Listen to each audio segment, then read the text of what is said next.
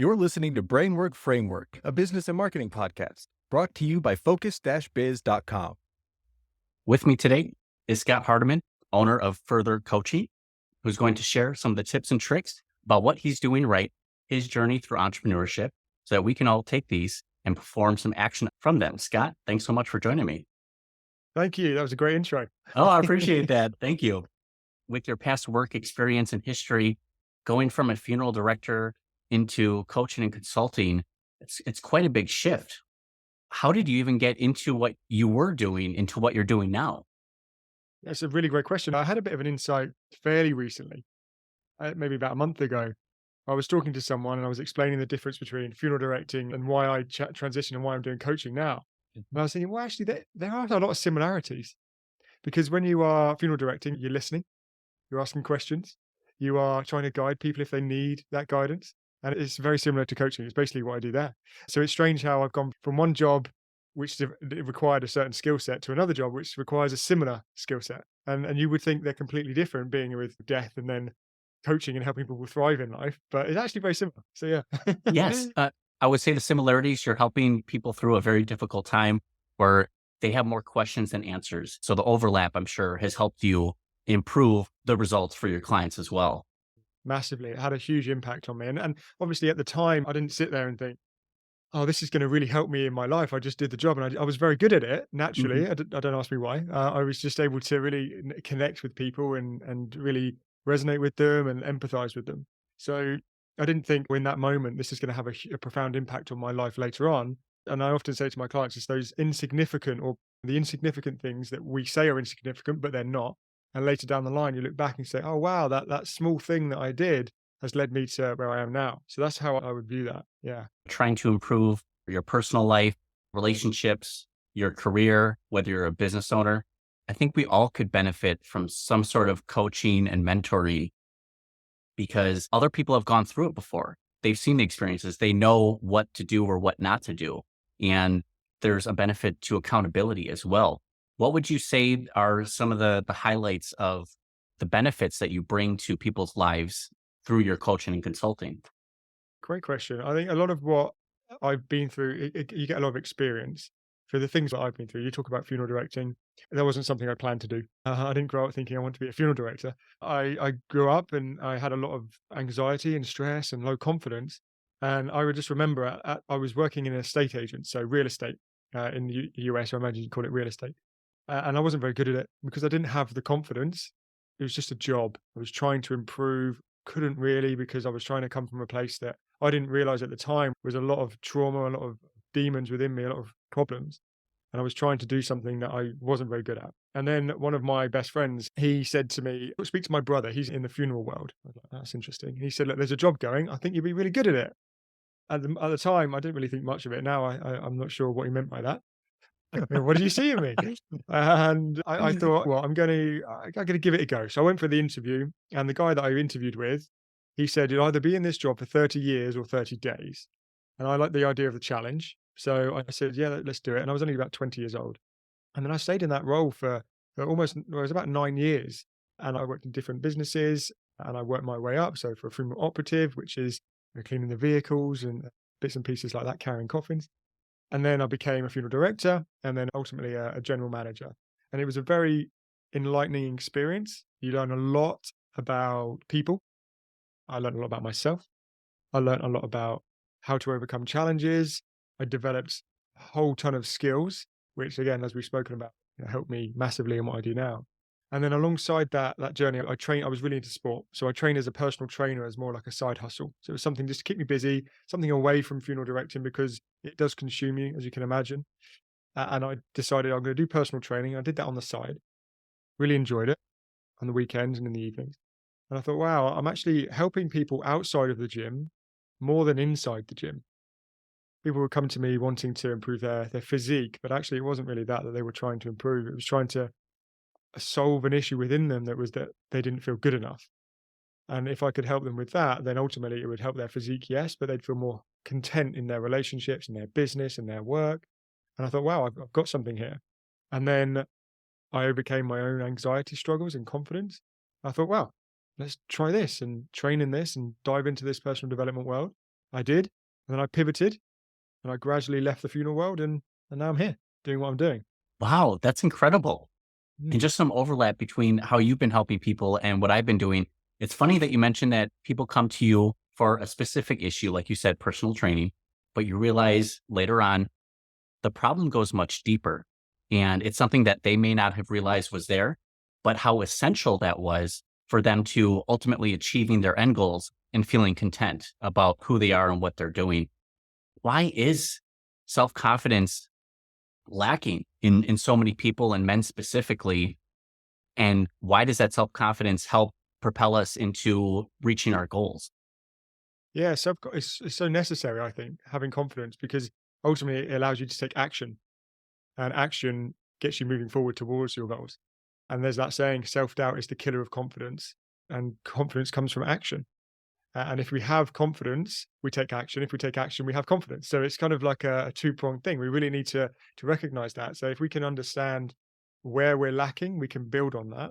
Then we take action, and then it's just a cycle. You start to gradually build confidence. And why do I think people are lacking?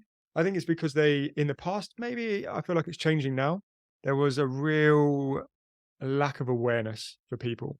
They didn't understand themselves as much, and they weren't willing to look into that. So a lot of people I come across nowadays, a lot of guys that I coach, they come to me with, I would call it surface level problems. I procrastinate. I'm like, well, it's not procrastination. Procrastination is a symptom of something that you're ignoring. And once we tackle that driver, everything else changes because of it. And it's the same with anxiety. Anxiety is a symptom, but so many people this day and age, or low confidence is a symptom. And they hone in and say, I'm low in confidence and that's the problem, or I'm anxious and that's the problem. And they're trying to fix something that isn't really the problem. They're And then trying to fix a symptom. exactly. Yeah. So it's like going to the doctor and you've got a rash and you say, hey, I've got a rash. And they say, take this cream and rub it into your arm and then the rash will go. But that's not what it's doing. There's a deeper level problem that's causing the rash. And that's why often people keep having the rash. It won't really go away until they do the work internally within themselves. And that's for the same for the mind as well.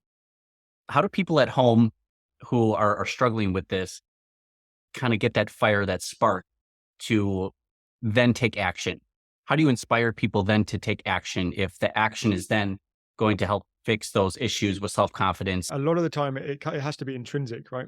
Mhm. It has to be something within. I'm ready to take the action. I'm ready to change now. And unfortunately, a lot of the time it comes down to pain.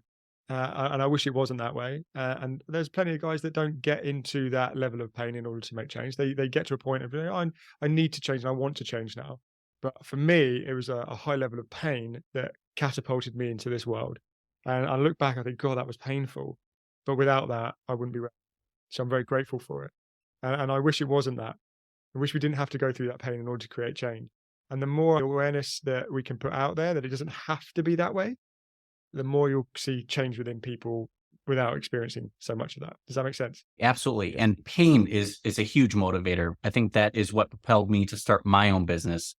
I think a lot of people struggle with similar feelings, the lack of self-confidence, the anxiety, procrastination, especially when we're trying to get to that next level.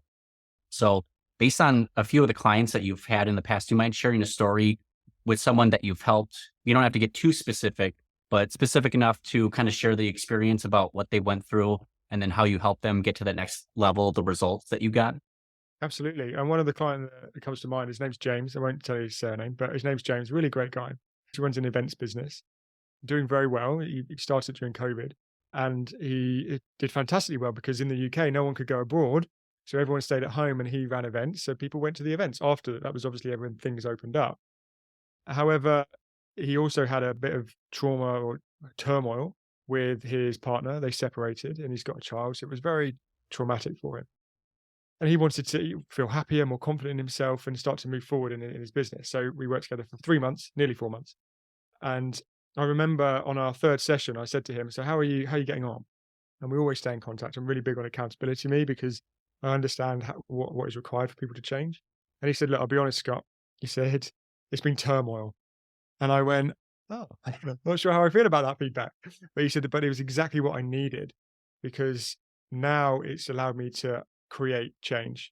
Sometimes we need to really face the challenges that we're experiencing rather than just ignore them because they don't go anywhere. the challenges we're experiencing, unless we face them, they will pop out just when we don't want them. Like I speak about it like a shadow, right? The sun comes out, you see your shadow. The sun goes down, you can't see your shadow, but it's still a part of you, right? And it comes out. And it's the same if we have these challenges, these problems, and we ignore them just when you don't want them, bang, they're there. They're going to just come out, anger, frustration, whatever it might look like. So for him, it was about really uncovering the challenges he was going through and being truly honest with him, and him being honest with himself. And then he was able to reveal them, remove them. And once we did that, it was exactly what he needed. And that was his word. It was turmoil, but it's exactly what I needed. And then things that happened for him, for example, where his business, he had 3 members of staff in key positions and they weren't performing well. He wasn't very happy with that, but he didn't focus on them. We really focused on him. He needed to do the work on himself, control what he could control. And then naturally, as he started to do that, his energy shifted, his frequency shifted. He started to feel more confident and more assertive, set boundaries. And then after about 4 or 5 weeks, all 3 of them on separate occasions handed in their notice. Yeah, which was exactly what he needed, because now he could re-employ with people that really aligned with him and his business. But he didn't have to say, hey, I don't want you anymore. It naturally happened because of the way that he was showing up. And that's just a fantastic example of what coaching can do when you focus on you rather than anyone else. Wow, that's incredible. Sometimes the problems just seem to kind of take care of themselves as you start fixing everything else in your life or your business of what you're doing. That's Yeah, incredible. you focus on you and it has a ripple effect. And I remember doing some training and someone put it like this. They said, imagine that we want to be on the best possible frequency in order to attract the things that we want in our life. And I don't wear a tin hat, right? I get that. But I do believe that the world is made up of energy. And if we can show up in the best possible way, life is going to meet us and opportunities will arise. It's just the way it is. If we smile more, someone might smile back and their relationship's going to be made. Yeah, it's sometimes as simple as that. And Yes. they put it as, imagine you've got a radio station and the radio is tuned into something that you don't like. So someone might not like rap music, but it's tuned into that. And all they can hear is rap, but they don't like rap. It's bloody annoying. But what they really want to listen to is indie rock and roll. And they know it's there.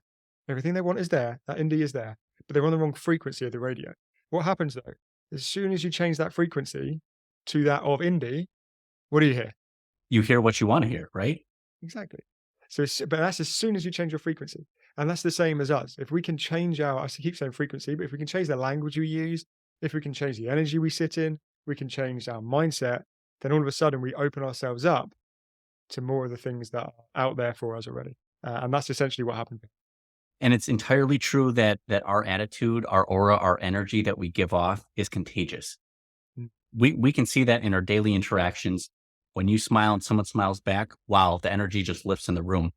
There was a really good quote from a wedding speech because we DJ for weddings. And there was a really great speech that really stuck with me that the father of the bride said, your attitude shapes your perception and your perception shapes your reality. And I thought that was so incredibly powerful to hear such a clear and concise message like that, where it's really our attitude can change how we look at the world, and how we look at the world shapes the reality that we're in. That shows the importance of bringing your energy levels up, your attitude, your outlook on life, because only when we make that a possibility for those doors to open, the opportunities will be there, but we need to be in a state of well-being that we can go through those doors and take advantage of those opportunities. Yeah, spot on. I love that. That's Yeah, really well put. Yeah. but it's not sunshine and rainbows. Obviously, the end goal is the rainbow at the end, what we're hoping to achieve, but confronting our limitations, that is so uncomfortable. Things that put us outside of our comfort zone, they don't feel good. But I think at the end of the day, once we confront them and we overcome them, we can look back at them and say, oh, why was I so scared of that to begin with? If I can overcome this challenge, what else can I overcome? Oh, I'm going to tackle this next. So I think it kind of changing that attitude, having those early wins can really help shape your confidence and affect your future going forward. Absolutely. Yeah, because it gets you taking action. And as we spoke about, action creates confidence. You take action, you learn, and then you grow. And then you take more action, you learn, and then you grow. And you take more action, and then you become more competent at whatever it is that you're trying to work on, whether it's building your confidence in a certain skill set, whether it's talking in front of people, or building a business. And then the things you're more competent in, you're naturally more confident in. And that all stems from action and stepping out your comfort zone. Like you said, I think there's a statement I use that really helps me. If it's uncomfortable and it's scary, that's where I go because that's where I grow. And that sounds really cheesy, but it is. If it's uncomfortable, and I hear people say to me, so many guys will say, "Oh, well, it's terrifying." And I go, "Well, is it? You don't look terrified, right? The language you use is so powerful." So if they're telling themselves it's terrifying, then they're not going to go ahead and do it. But if they start to tell themselves, "Well, it's a bit scary," and I say, "Well, how many things have you done in your life that are scary?" "Oh, so much." "Great. Well, go ahead and do it then." Because if it's uncomfortable and scary, that's where we need to go. Absolutely true. We have to turn that perception around onto ourselves and really take a look at what are our shortcomings, what are we good at, and then how do we fix those shortcomings in order to propel us to that next level. It's a challenge. Yeah, it's a challenge and one that we're up for taking, though. It's like Tony Right. Robbins says, problems are a sign of life and I want to live. You kind of got to take it on. Yeah, yeah, absolutely. And I've seen just a few of the testimonials here on all the gentlemen that you've helped overcome those challenges and the success that they've had with working with you. How long have you been in business doing this now? 5 years doing this specific. Yeah. 5 years. Nice, Yeah. nice. Yeah. Has there been either an individual you've worked with or a problem that they came to you with that was outside of anything that you've worked with before, something so unique that you're like, wow, this is something new. This is a different challenge that you've faced at all? That's a good question. And it's not one that I've thought about. I'm sure there has been. I think, to be honest, I think it's my branding's on point and my marketing's on point Yeah. because I tend to get guys come to me that are looking to help themselves with their confidence, take action, achieve their goals, overcome their anxieties and imposter syndrome. So I think the majority of guys that I work with, they're coming to me for those specific reasons. Yeah. And I think it has developed and evolved over time because when I first started, I was using my own experiences with anxiety to help others with anxiety. But naturally, as your business grows, you adapt and you evolve. And now it's helping guys out there that really want to just understand why they're not quite performing at the level they want to. And that is essentially it's recognizing people's blind spots. And that's something I'm really good at. I recognize people's languages. People will offer information. These guys will offer information to me, and they're offering it to me for a reason. And I'm very good at understanding what they're actually saying rather than just listening. I hear what they're actually trying to say to me. And that's why they're able to get the results they are. Firstly, it's a challenge for anyone to admit their shortcomings or what's really going on in their own personal life. What you do is invaluable to people because you're bringing results. You're getting people to overcome those shortcomings and then get them where they need to be. It's fantastic. I just love what you're doing.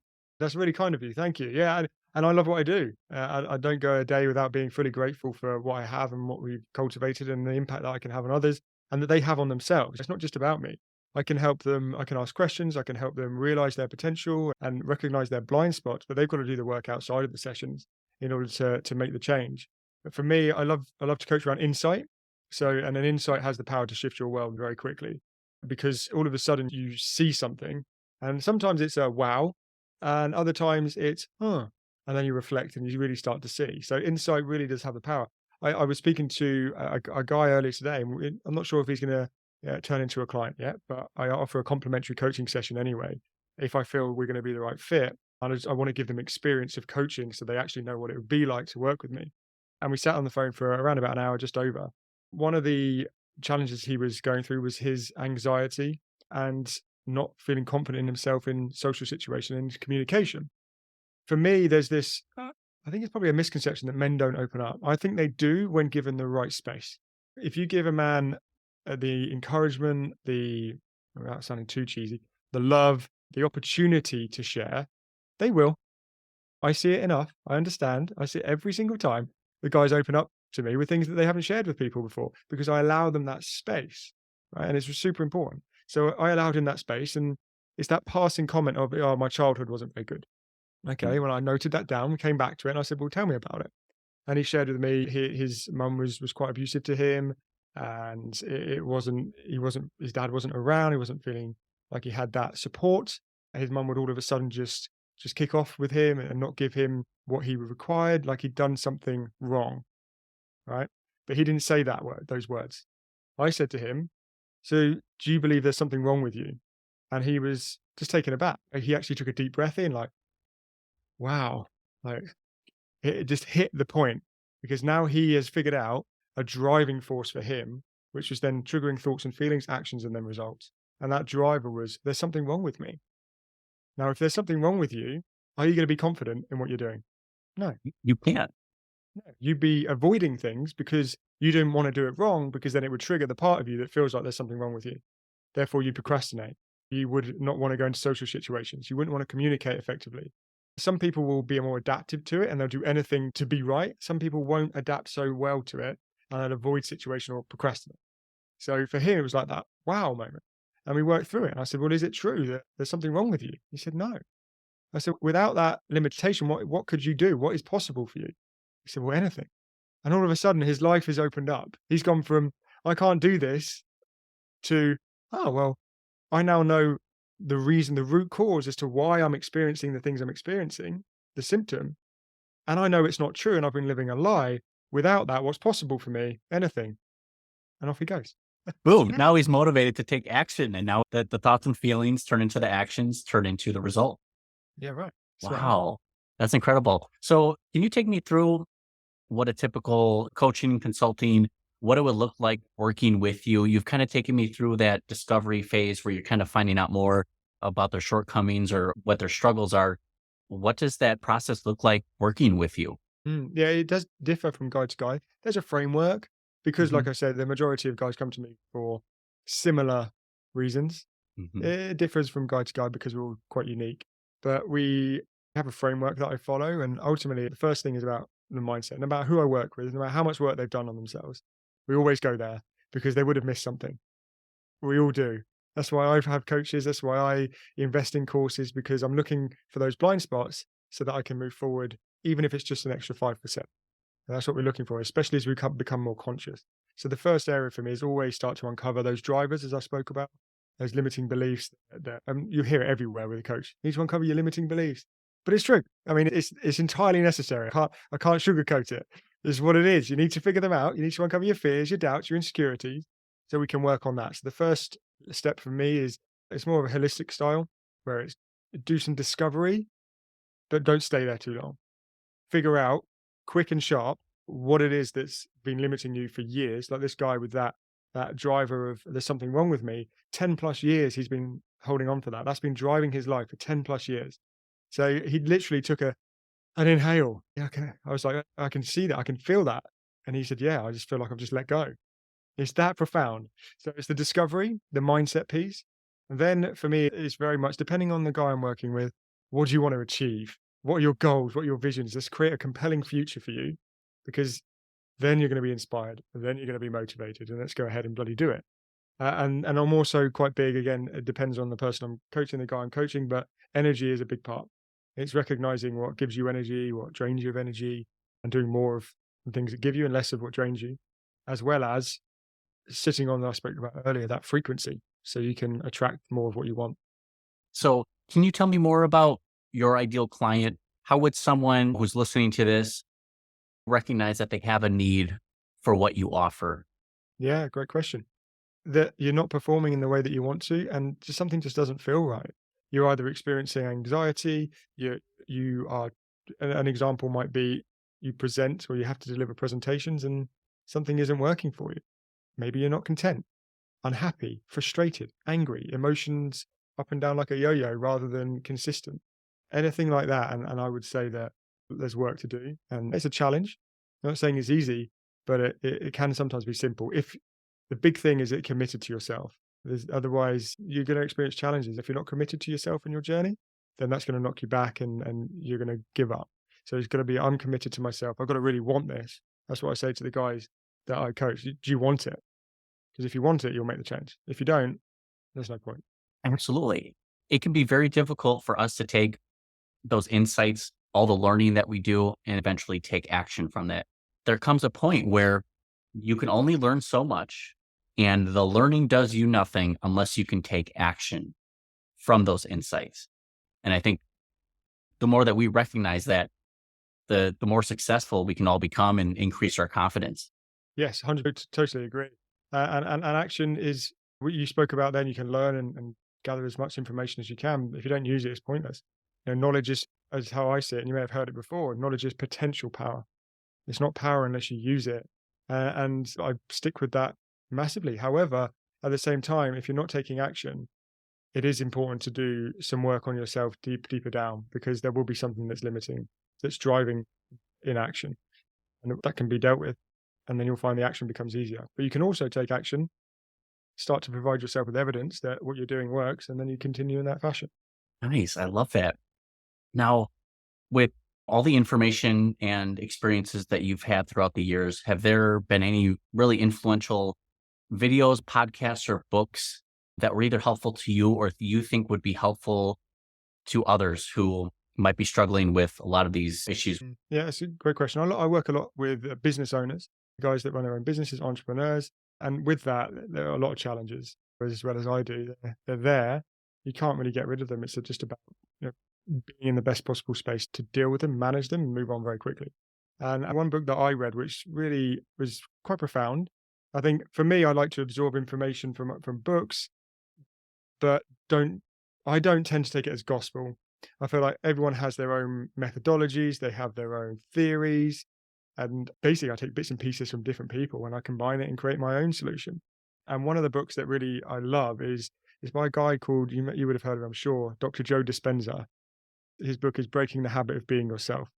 And I really love that book. Why I like it is because a lot of what he does is he talks about the universe and spirituality a lot, which some people might not like.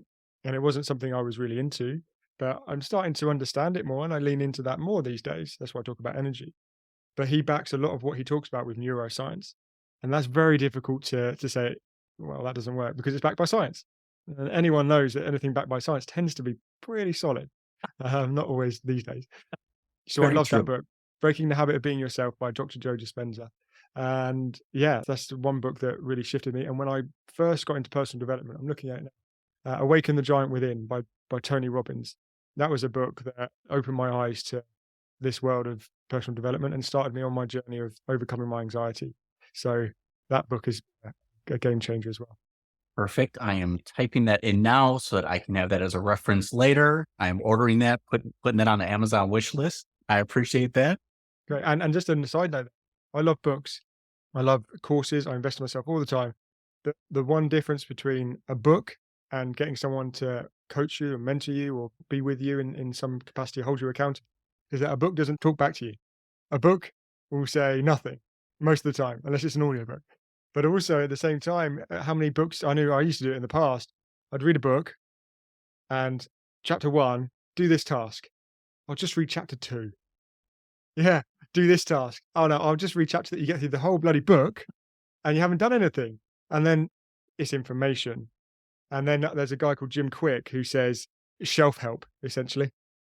It's not self-help, it's shelf help because it's just going on the shelf. You put it in your mind, but you put it straight on the shelf and you haven't implemented. So it's really important, whether it's you go ahead and implement what the book says, because it will, there is no doubt it will have an impact on some level. You'll get a return on investment. Or find yourself someone that holds you accountable and can call out your BS and has a strategy to help you and also can catch those blind spots for you because they're there. We all have them. Yes, absolutely. You're offering a free discovery session with them if you can find the right fit and you see that potential for working together. First of all, there's a discovery call, which is either myself or my partner, which is actually my wife and also business partner, Kayla. And we just have a quick 10, 15 minute call just to make sure that you are aligned with us and we're aligned with you. And then if that is the case, then we'll book a complimentary coaching session. That will be directly with me. And then if we feel that's right and you've got a lot of value and you're ready to move forward, then we talk about the best way forward. Now, where can people find out more about you, your podcast, your business? Great question. You've got my website, which is further-coaching.com, and you can go further-coaching.com/coaching as well, and that will go to the coaching page. Got my Instagram, which I'm gradually starting to build up. I was never really an Instagrammer, and I've started to use it a bit more because I feel like I want to give as much value as possible. So that's still growing. So give me a follow there. And that's Scott D. Hardiman. And I'm also on LinkedIn, and that's Scott Hardiman as well. So feel free to come and say hello. I'd love to have a chat as well. That's fantastic. Scott, I appreciate your time and all the insight, tips, and tricks about what you do and how you've helped a lot of business owners and individuals get to that next level. It's truly inspiring. So make sure you get in touch with him to find out more about what he can do to help you build yourself into the better version that you could be. Scott, thank you so much for your time. I appreciate you. Hope you have a good rest of your day. Thank you, man. Thank you so much. Bye-bye.